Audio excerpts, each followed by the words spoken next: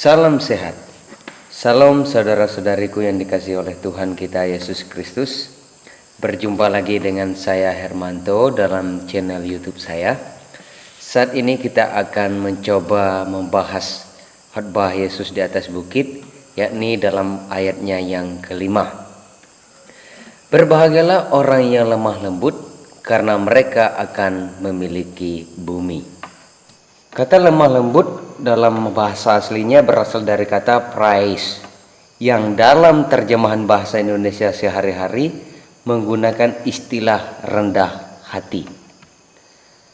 Seorang teolog yakni John Stott dalam bukunya yang berjudul Khotbah di Bukit mengungkapkan bahwa orang yang lemah lembut adalah orang yang rela dengan rendah hati mengakui bahwa ia berdosa. Nah, saudara-saudaraku yang dikasihi oleh Tuhan kita Yesus Kristus, kalau kita berbicara tentang dosa, maka kita kembali kepada kejatuhan manusia pertama, yakni Adam dan Hawa. Dosa ini merupakan konsekuensi dari ketidaktaatan manusia Adam dan Hawa. Ketidaktaatan tersebut didasarkan pada penentuan sendiri apa yang baik bagi mereka, atau dengan kata lain, mereka tidak mengakui bahwa mereka memiliki keterbatasan. Rasul Paulus dalam surat Galatia pasal 5 ayat 23a menjelaskan bahwa salah satu aspek atau salah satu daripada buah roh adalah kelemah lembutan. Ada dua hal besar yang akan kita bahas dalam topik ini, yakni yang pertama, bahwa orang Kristen adalah orang yang sudah bertobat dan dibaptis dan akan menerima karunia roh, seperti yang tertulis dalam Kisah Para Rasul pasal 2 ayatnya yang ke-38, yang di dalamnya ada kelemah lembutan. Orang yang rela dengan rendah hati mengakui keberdosaan dan keterbatasan merupakan orang yang berbahagia. Kenapa mereka dikatakan berbahagia? Sebab mereka akan memiliki bumi, atau dalam bahasa aslinya kleronomesousin. Mereka akan memiliki bumi. Kalimat itu diucapkan oleh Rasul Petrus dalam suatu khotbah dengan merespon dari pertanyaan orang-orang yang mendengarkan khotbahnya, yakni ketika mereka mengatakan bahwa apa yang harus kami lakukan, maka Rasul Petrus mengatakan bahwa hendaklah kamu bertobat dan memberi dirimu dibaptis supaya kamu menerima karunia roh. Nah, dengan demikian orang yang sudah menerima Yesus Kristus dan bertobat atau orang Kristen pada umumnya adalah orang yang sudah menerima karunia roh, yang dalam karunia roh tersebut ada unsur kelemah lembutan. Yang kedua, yakni bahwa pada mulanya manusia ditempatkan di Taman Eden dan menguasainya.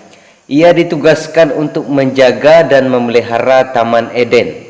Namun akibat ketidaktaatan mereka diusir dari taman, serta bumi atau tanah dikutuk oleh Allah bagi mereka. Nah, sebelum peristiwa kejatuhan manusia ke dalam dosa, bumi secara khusus Taman Eden menjadi milik mereka.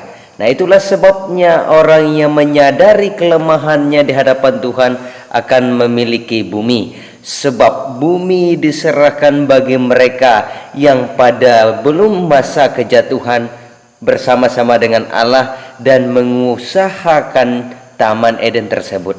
Nah, itulah sebabnya orang yang lemah lembut adalah orang yang akan memiliki bumi.